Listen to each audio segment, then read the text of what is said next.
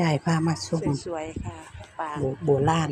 จังหวัดวัดพระลพบุศรีรีรัตนารามจังหวัดลพบุรีอันนี้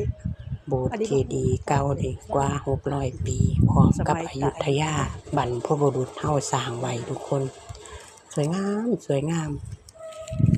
พระเจ้าก็มีงานพร้อมอันนี้มันเป็นงานวังนาลายณ์แต่เดือนกุมภาพันธ์พุ่นล่ะมันเป็นคลิปจิตตกยายก็เลยเอามาลงคือเก่าขออนุญาตเด้อแต่งองค์ทรงเครื่องก่อนแต่งสุดไทยแบบเนี้ยลมแห้งๆทุกคนแต่งสุดใส่สุดไทยๆแบบเนี้ยมาถ่ายกับสถานที่โบราณเนาะสวยงามเก่าแก่สวยงามทุกคน